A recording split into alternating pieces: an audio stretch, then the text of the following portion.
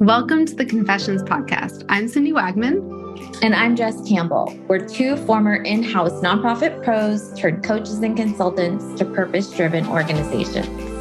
After years of building up our separate six-figure businesses from scratch, we've thrown a lot of spaghetti at the wall and have lived to see what sticks. We're on a mission to help other nonprofit coaches and consultants looking to start or scale their own businesses past the six-figure mark by pulling back the curtain. Whether you're still working inside a nonprofit and thinking of one day going out on your own, or you've been running your consulting business for years, you understand that working with nonprofits is just different. We're giving you access to the business leaders who serve nonprofits as their clients. You know, the people who truly get it. No more gatekeeping, no more secrets. This podcast is going to give you an inside look at what running a successful nonprofit coaching and consulting business looks like. Basically, we're asking people how much money they make, how they get paid, and what has and hasn't worked in their businesses. Listen in as these leaders share their insights, their numbers, and the good, the bad, and the ugly when it comes to building a nonprofit coaching or consulting business. We're going to empower you to make the power moves that give you the income and freedom you set out to create from day one. You ready? Let's go. We're so pumped you've tuned into the Confessions Podcast, where we're pulling back the curtain on all things nonprofit coaching and consulting. To keep things super fun, we're doing a giveaway to celebrate our launch. Woohoo! We've rounded up our 4 favorite business goodies to help you build your business. To enter, all you have to do is share your favorite episode on social media, tagging outintheboons_ and cindywagman.com_coaching. Or DM us a screenshot of your subscription, rating, or review. The giveaway ends on September 30th. Good luck. Hey, Jess. Hey, Cindy. I love today's episode of the podcast with our friend Rhea Wong from Rhea Wong Consulting. It is like so candid. It's amazing. I don't know about you, before talking to Rhea, I've known her for a bit now. I was such a fangirl before, and I think that probably happens to you too, where we see all these people, out on LinkedIn, or we're on their email list, or we see them speaking on stages. And she's one of those people for me that represents excellence. And this podcast episode, this conversation with her just took that fangirl for me to the next level. Yeah. I 100% agree. I just like everything she said, I was nodding along. I was like, yes.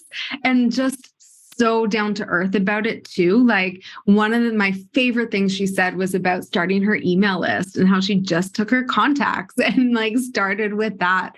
And I think what we see when we look at other business people is like, oh, they have a list of 2,000 people or 20,000 people. They all started with their personal contacts. And that comes up a lot with my coaching clients. They're like, oh, I don't have an email list. I don't know who to contact. There's so much raw, this is how it actually works in this episode. I'm so excited for all of you, our listeners, to hear it. Another thing that I really loved is, Rhea works specifically with nonprofits working to raise major gifts, which for any fundraisers out there is a real mental exercise of courage, as our friend Julie Ordonez likes to talk about.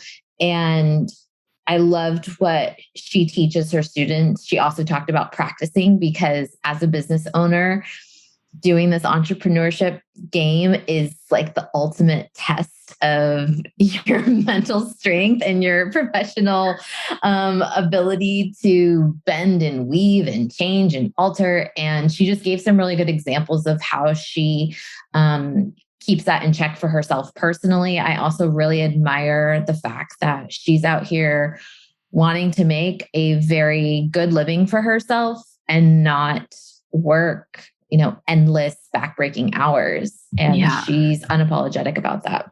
Yeah. And like she has a book, which is amazing. And it's about fundraising. It's called Get That Money, Honey. But honestly, that title can apply to consultants as well. And yeah, it's about like building the life. And this conversation will come up. It has come up with some of our other guests, and I'm sure it's going to come up again. But that mindset piece we all have this crazy hangover of working in this specific sector where we're taught money is bad. We shouldn't get paid a lot. Our labor is not as valuable as like the impact and all that kind of stuff. And we have to break free from that to really step into our service to our clients. And I think, again, I feel like that really comes through. So if you are a nonprofit coach or consultant tuning into this episode and you're interested in everything from how to get started to how to make the jump from one-to-one service provider to maybe launching your own signature program or even a course, this is the episode to not miss. Get your pen and paper ready because you're going to want to take notes. Yeah. And you can fangirl along with the two of us. Here's our conversation with Rhea. Rhea, welcome to the podcast. Ladies, it is such a pleasure. It's like such a fun hang sesh. I'm excited. I know. And we had to rush to hit record because honestly, we couldn't wait to talk about all the things with you. And I feel like we could have talked for an hour before we even got started on recording. So for the benefit of our audience, we're just diving right in, picking up on our conversation as we were having. But before we sort of dive, we were talking all things launches and products. But before we go into the juicy part, can you just introduce yourself to our listeners? Tell us who you are and what your business does. Yeah, for sure. Well, thanks so much for having me. So Rhea Wong, founder of Rhea Wong Consulting, which is always such a weird thing to say. I'm like, yes, obviously. Who else founded Rhea Wong Consulting?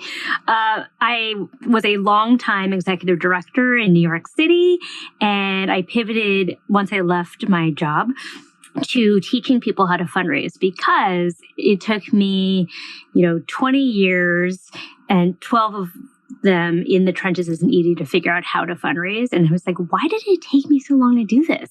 And so what I do now is my primary program is the Fundraising Accelerator, where I work with individuals, usually executive directors and development directors, but primarily executive directors, to focus on launching major gift programs and to land gifts from high net worth individuals, because I think that is the area that people feel the most nervous about and the area that people get the least guidance in.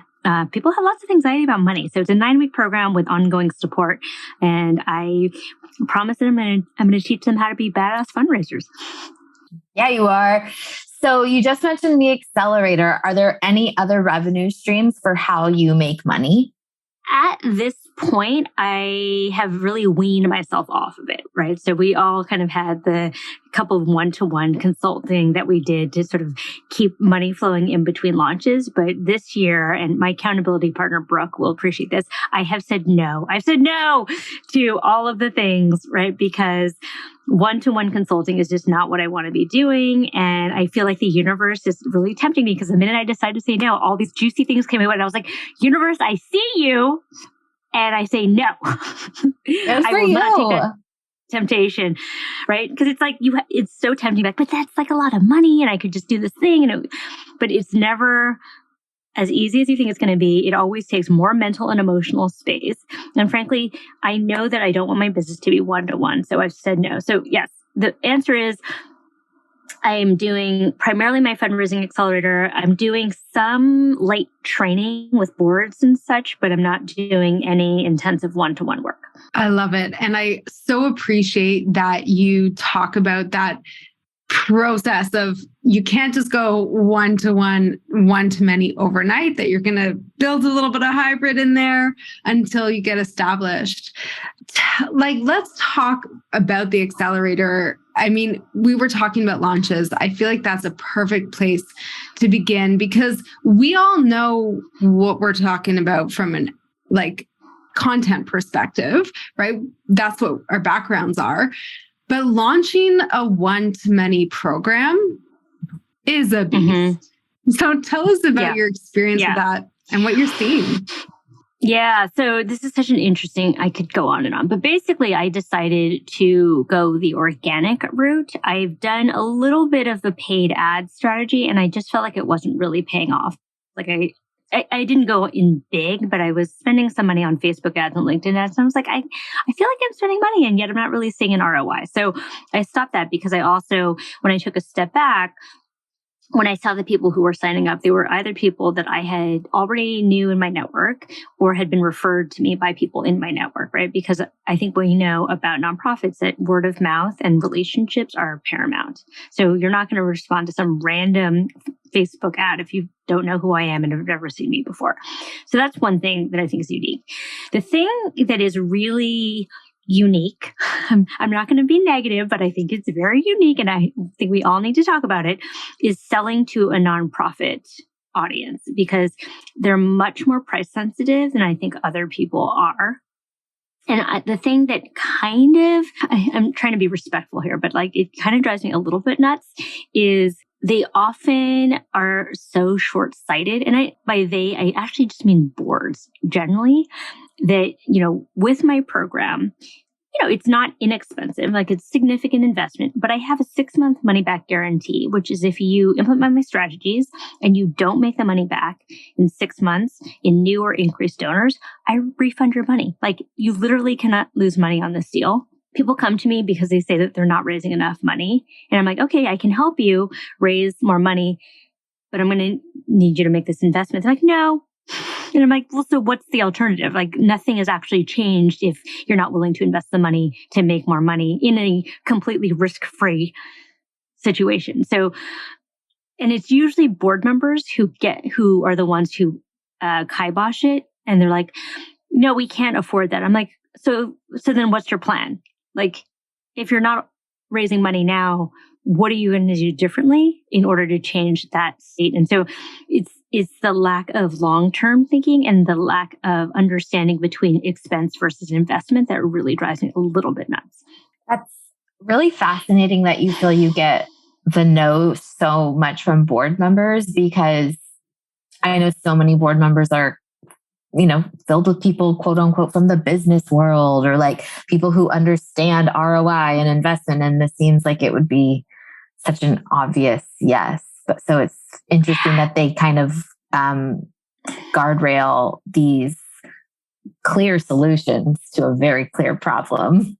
Yeah, it is really interesting. And, I think, so I've really reflected on it. So I think part of it is that when I'm on sales calls, I'm usually doing it with EDs or development directors. And so I think I need to do a better job of helping them to communicate the value, because obviously like there's some disconnect there. Because if you understood the value of what I was offering and you saw the ROI, you'd be like, this is a no-brainer. Of course, this is a yes, right? I also think, and this is sort of a weird phenomenon having been an ED, board members are really different in their volunteer life than they are in their corporate life. And I don't know what that's about. I don't know like why like something switches off in the boardroom, but like, yes, in a business sense, you should understand ROI for whatever reason. And I think it's because of the scarcity culture that we have in nonprofit of like, we can't afford anything. We have to nickel and dime everything. Like everything is like so precarious that I don't know. There's just not that mindset of you have to invest in order to get ahead. Yeah, that's probably a whole different conversation. That being said, like it could be that's a whole different conversation. I really like reflected on it. Could be like if you're saying no to me, it's A, because you don't understand the value of what I've offered. B, it's because you don't believe that I can deliver that value. Or C, like you just don't want to work with me. Like, so can I add all these things could be true. Can I add a D, which is also that like they just don't want to fundraise. They don't see themselves. Oh, girl. Just adding it. Just yes, adding girl. Yes, girl. Well, literally. Yeah. No, please. That's a whole other thing. Please, Jess, go ahead. So I think for the folks listening in, it's important to do some context setting. So can you just give us the inside scoop of like, what is your price point? How many weeks is this being delivered over? How many people are in a cohort? Like, Can we just context that a little bit for folks who aren't familiar with you or the accelerator? Yeah, absolutely. So my price point, and usually I don't share this publicly, but we're all friends here, so we'll do that, is $7,500. And it's a one-time fee. It's a lifetime access to all the curriculum, lifetime access to the Slack channel. And then it's a 9-week program, about 90 minutes in a group coaching model. So it's a module based. So every week it's like 30 minutes ish of a module, 30 minutes ish of homework, and then the 90-minute meeting. And then post the actual training, there's lifetime access to me. So I host monthly drop-in sessions. I host master classes. That model may change as I scale up, but that's what it is for now. And generally in my cohorts is anywhere from the small end was 6, at the high end was 15. So it's pretty intimate, and it's me and a co-facilitator. So there's a lot of individual attention. And honestly, for that price, I'm like, you kind of can't beat what I'm delivering for that price. Like if you were to hire me one-on-one, that wouldn't even cover my fee for a month. So I don't know. I think it's a pretty good deal. And yet I talk to a lot of people who say no, which, it is what it is, but I'm like, I feel like I've made this really appealing. How long have you been running the program? What iteration or cohort is this? Yeah, so I'm recruiting for cohort 7 currently. So my first beta group was back at the end of 2020, and I've run, 6 cohorts since. The first beta group was, obviously was not that price. It was a very small price because I was essentially, guinea pigging on them. And even then people were like, no. I was like, I'm offering you, at the time it was a 5-week program for like $500. It was really nothing. And even then people were like, no, I don't have the money. And I was like, okay. So there's always going to be some number of people who are going to say that they don't have the money. So it's actually made me do a lot of thinking about my ideal champagne client, right? Because at the end of the day, if you don't see the value of what I'm offering, or you aren't willing to find the money to make it happen, then you're probably not the person I want to work with. Like the people I want to work with are like ready to say yes and ready to make a change. Yes. That's like mic drop moment. What was I going to ask? I just love that I have a question really quick. Okay. Did you think of it? I thought of it. Okay, go for it, because I have a follow-up question. My question is about launches, because I've been in programs, I've invested in programs on like how to launch a digital product, how to launch a course, and there's live launches, there's challenge launches, there's webinar launches. I'm really curious what you've tried over the years, what you found works well, and maybe what hasn't worked well. Yeah, such good questions. So I've tried webinar launches. I've not tried Evergreen. I've tried, to be honest, like, I don't know, the launch thing has not really worked for me. So I've like tried to follow a bunch of different, marketers in the field. And I just think that like, I accept that maybe I'm doing it wrong. Like that could be a possibility, right? But I think the other possibility is like our market is just really unique, and the stuff that works for other products in other demographics just don't work the same way. And I won't say that they don't work full stop, because obviously I have a business, obviously you two have businesses. So like, obviously things do work. For me, what I've found is I invested in organic social setter, and that seems to be working, because it feels like the nonprofit folks that we work with really need a lot of nurturing. They need a deep dive. They need to like make sure that you really know what you're talking about. Because again, I get it. Like I was an ED. It's a lot of money. You want to make sure that the person you're working with actually knows what they're talking about. But I think that just makes for a slower sales cycle.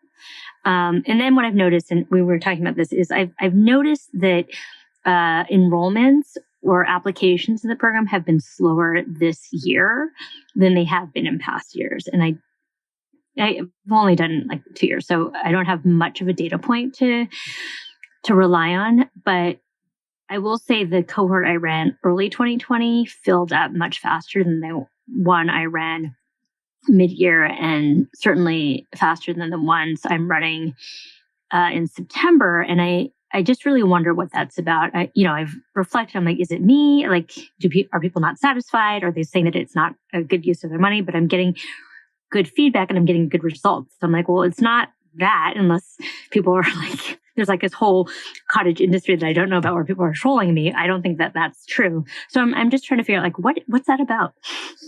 I have a lot of thoughts on that. One, I think people, I think number one, people are just out in the world again. If you look back to 2020, people were home, people were scared, people were raising money, and a solution while you're stuck at home is a way different need than when the world is open and you've been cooped up for a couple years and you're like, I know I really need to start thinking about major gifts or end of year giving season, but like I haven't been on a vacation with my family in 2 years. Like I'm away.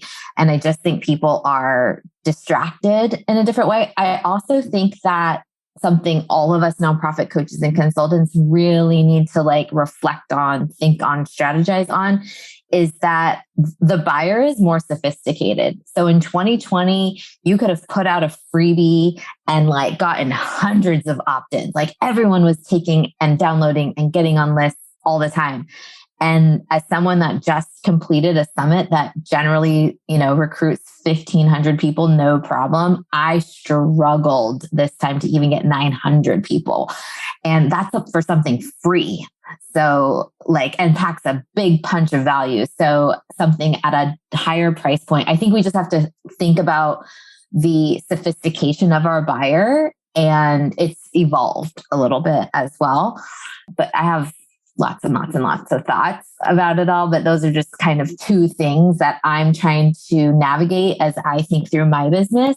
I also think people are really overwhelmed. I actually surveyed my audience and I said, why didn't you buy? And 90% of people said, I'm just frankly too overwhelmed right now. So it's daunting to complete a course or join a group program. And so I'm trying to think, okay, how can I tell people what's one thing you can do right now to move the needle, even a teeny tiny fraction, versus here's the whole enchilada. Yeah. It's a challenge for sure. Yeah, I think I double click on everything you just said. And I also think that there's something to, at least in my case, around the fears of recession and economic insecurity, which to me means you should double down on fundraising. Yeah. But I understand that if they're well, we don't have the budget right now, or what actually really kind of gets my goat is when people say well, I don't have that in the professional development budget, as if this was a nice to have frill. I'm no, this is not Spanish class to make you feel good, right? This is actually fundamental to your strategy and survival as an organization. Think of this the way that you would think of having a CRM system. You're not going to be no, we can't afford a CRM system to keep our donors organized, right? And so I think, and especially as a sector, knowing the retention issues that we're having with the great resignation, if we're not investing in the knowledge of our people, they're not going to stick around. People want to grow, they want to learn, they want to be successful. And so if we're unwilling to invest in that growth, they're going to find somewhere else to go. So. Okay, we're back with rapid fire questions. Rhea, you ready? Let's do it. If you had $100 extra to spend, what would you spend it on? Oh my gosh.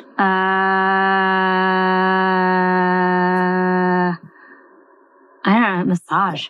Cool. You always have the most fun and colorful glasses. Where's your go-to place for shopping?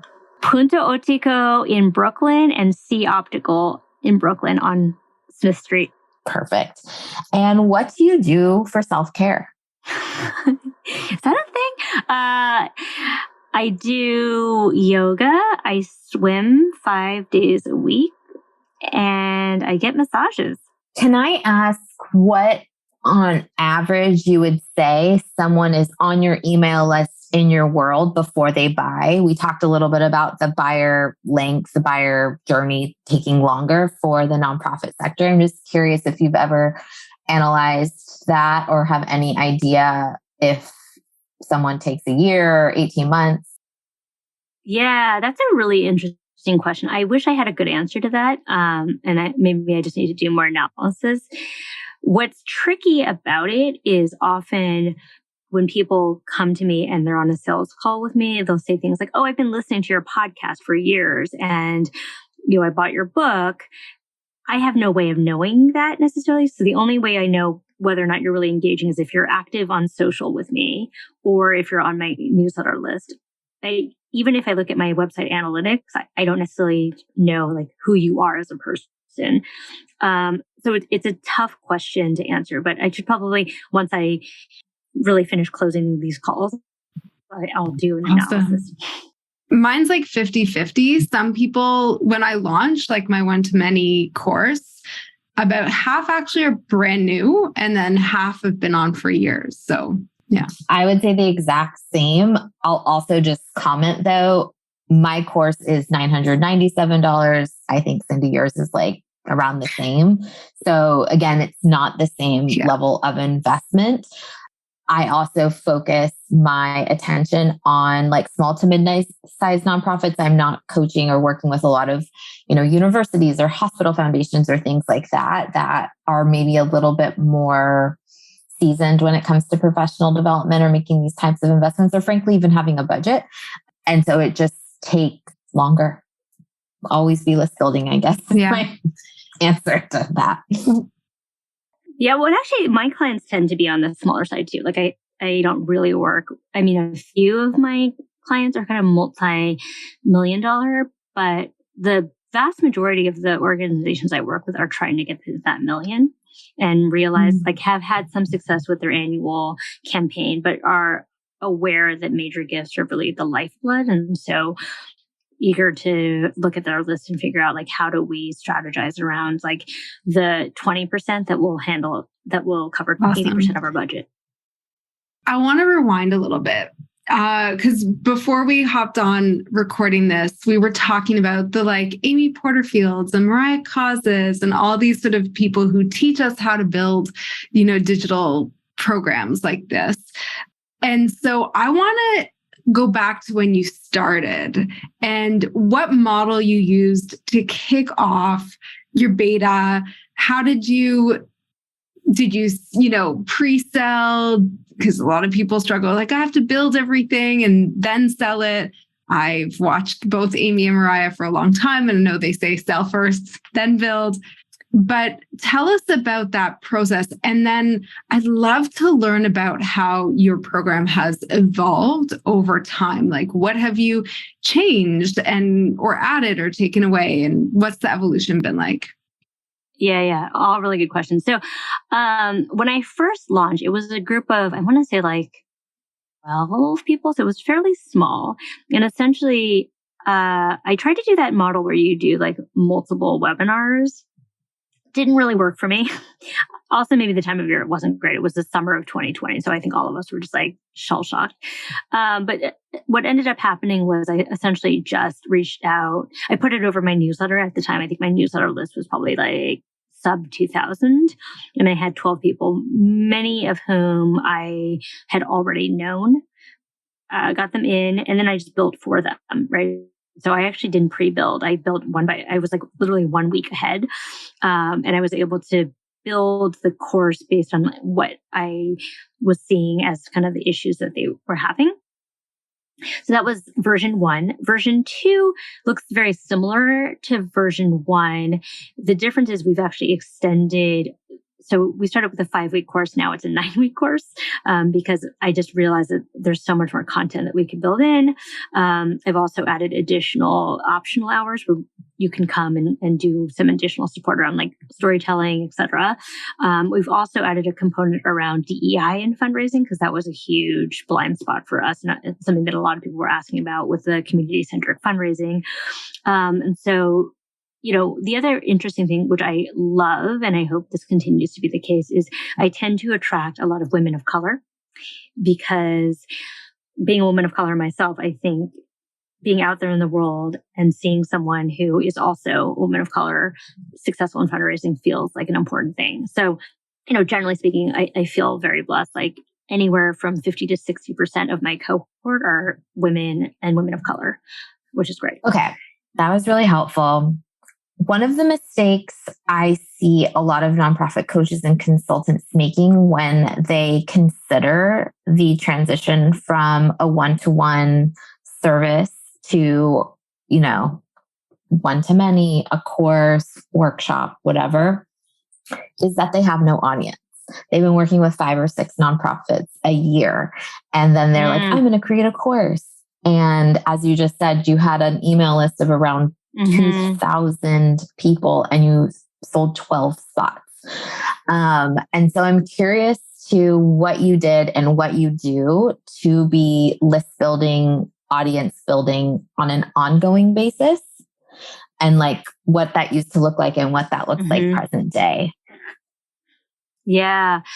And actually, I'd love to get your thoughts on this too, because Jess, you in particular are so good with the list building. So when I first started, my list was basically my personal contact. So this MailChimp probably shouldn't hear this, but I just dumped my personal contact sheet in. Like, sorry guys, I didn't ask. Right? Can but I just stay on this for a second? Because I want everyone to listen. People think that like their personal connections and relationships are like so separate from their business. And they're like, I don't want to put myself out there to those people.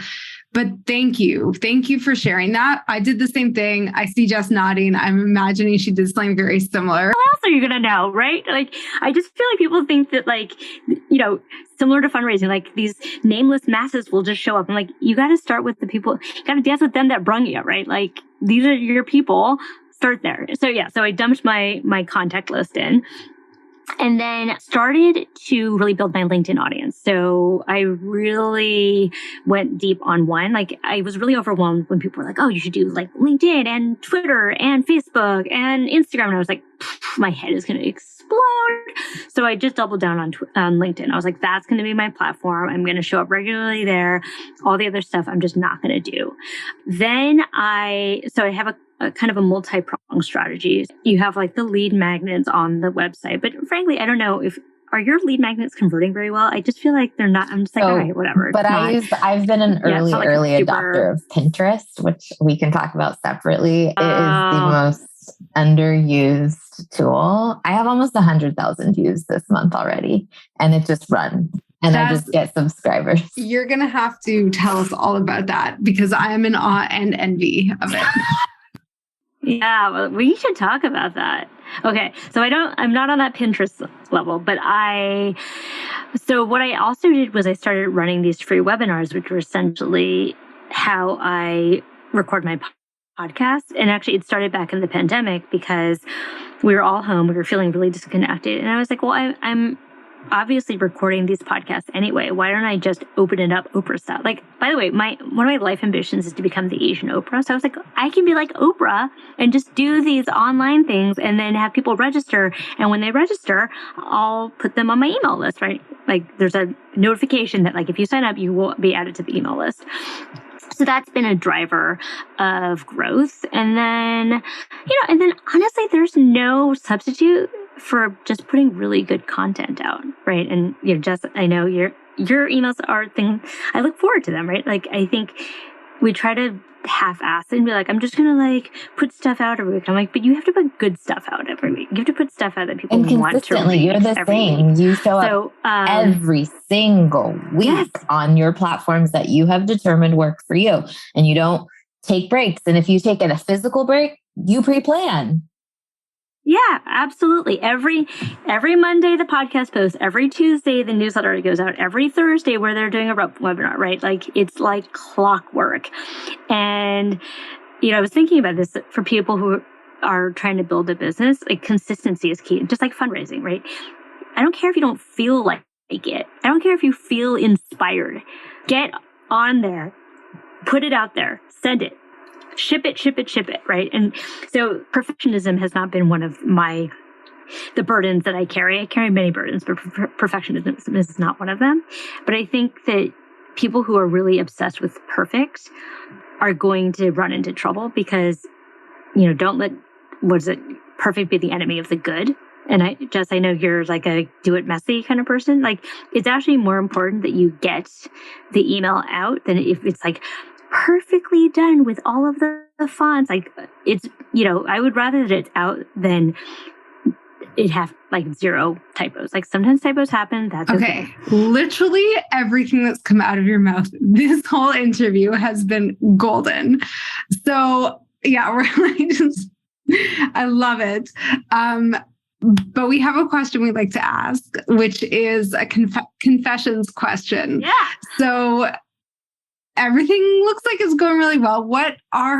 Give us like the behind the scenes. What's one thing that you actually want to improve on or develop, or, that you don't think you're... Dude, like so many things. Oh my God. Like every day of my life, I'm like, shit, am I allowed to swear? I'm like, it's always like, yeah, it's so funny because from the outside, it looks like everything is together. From the inside, it's like chewing gum. It's like in duct tape, is sticking everything together, right? So right now, I need to work on my funnels. I need to get a CRM system happening properly. I mean, my donor journey is a little bit all over the place. I want to do some revamps to the program and add a couple of really fun bonuses for people. Yeah, it's always a work in progress. So it's so funny when people say like, oh, it looks like everything is so polished and so together. I'm like, you have no idea what it looks like on the inside, right? Like I'm stressing right now about, am I going to fill this program? And I think that that's so refreshing to hear that you're human and that you have these, kind of questions in your head. And then, you and I are friends and I see all the work that you do and you don't let that stop you from moving forward or posting content or sending that email. And I think that that's when you run a small business, that's really, really, really what it's all about for sure. And I'm just so excited to watch you. Yes. Forward momentum begets momentum. I mean, the other thing is like, I also think again, I don't want to overstate it, but I think as women entrepreneurs, we worry so much about what people might think about us. Like we're going to get judgment. Like people are going to say mean things. Like that's just how life is, right? Like that. And you know what? Why are you going to let your feelings get hurt by people who don't even know you? Like, don't pay attention to that. And, Jess, you were really inspiring to me a couple of weeks ago when you put out your response to the post-Roe decision. And I was like, that's really courageous. I put something out as well. I got pushback on that. I mean, I had a couple of spicy emails come through and I was like, you know what though? That's okay. And like, that's what the unsubscribe button is for. And frankly, like, I don't expect everyone needs to agree with me, but I believe that I have an audience that believes that I will be courageous and tell my truth. And if that so offends you, then like, cool, you're not my pupil. That's awesome. Have a nice day. Don't let the door hit you on the way out. I did that once to someone who complained about one of my emails that was also with a social justice slant. And I just said, I'm going to be unsubscribing you. Like, I'm not even going to ask you. I'm telling you. Bye-bye. So, okay. We could talk forever, but we do have to wrap up. So, Rhea, where... No! I know. But you know what? This podcast... Oh, wait. Can I add one thing? Yeah. So one of the questions that you sent me was what I think you said something like, what were the things that helped you along the way? And I think this is true also of EDs, which is do not be afraid to invest in yourself. Like I am in a mastermind. I have coaches. I've bought all the programs, some of which have been more helpful than others, right? But you can't be afraid to invest in yourself because the truth is like, sure, you can probably figure it out, but why would you do that on your own if you can just throw money at the problem and get it fixed faster, right? So for me, being in a mastermind of like-minded entrepreneurs and business owners has been transformational, particularly because I think this is a really isolating business. Like you are your business, right? There's nobody else who you can talk to about it necessarily, who cares as much as you do, who is facing the same challenges as other business owners. And so, I would say be ready to invest in yourself because I listen to Brooke Castillo a lot, but it's like your brain is going to be the thing that makes you money. Like, and if you're unwilling to invest in your brain and your ability to do scary things, like actually my next blog post is going to be about this. Have you guys seen Free Solo? That guy, it's amazing. So it's this guy who free solos without ropes El Capitan in Yosemite. His name is Alex. I can't remember his last name. Alex. And they did a brain scan of his brain. And they were like, oh, your amygdala, which is your fight, fear, freeze center, needs a much higher level of stimulation than the average person's does. They're like, it's not that you don't feel fear. It's just that you have learned how to manage it. And he was like, oh, it's because I constantly push the boundaries of my comfort zone. And I think that's what we need to do as entrepreneurs. Like, we have to do the scary thing. We have to be willing to fuck up. We have to be willing to open ourselves to the judgment of others, because everyone has an opinion, right? We have to be ready to be at the dinner table and try to explain to our parents what our job is. I mean, if that's not the perfect place to end, I don't know what is. Rhea, my friend, where can people follow you, learn more about you, connect with you, all the places? Yeah. So as I mentioned, LinkedIn is the place, y'all. So, but maybe I'm trying to get on that Pinterest train too. Just speaks highly of it. But LinkedIn is where you can find me, Rhea Wong, RHEAWONG. Check me out online. Jump on my newsletter. I add lots of value on the newsletter. And also feel free to buy my book. It's called Get That Money, Honey, available on Amazon. Oh, and we have to plug your podcast. Oh yes, and my podcast, Nonprofit Lowdown, which, fun fact, I just found out I'm a top 10 nonprofit podcast. The 4 above me are like mega churches in Texas. I'm like, I don't think I'm ever gonna beat them. Well, much deserved. That's a good ranking then. I'm number 7. Thank you for being with us. Thank you for being such a transparent, honest, open book all about your small business. We really appreciate it. Oh, well, I appreciate you too. And thanks for doing this. I hope it'll help a lot of people. Thank you again for listening to the Confessions podcast for nonprofit coaches and consultants. If you enjoyed today's episode, which I sure hope you did, you can show your support in one of 3 ways. Number 1, post a screenshot of this episode to your Instagram stories or LinkedIn profile and tag Cindy and I so we can repost you. Number 2, share this podcast with a fellow nonprofit coach or consultant. And number 3, leave a positive review on Apple Podcasts so we can continue to grow and reach new listeners. And of course, make sure you subscribe so you can get the latest and greatest interviews as they drop every Thursday. And to our fellow nonprofit coaching and consulting friends, remember, we're an open book and here to answer your burning biz questions. See you next time.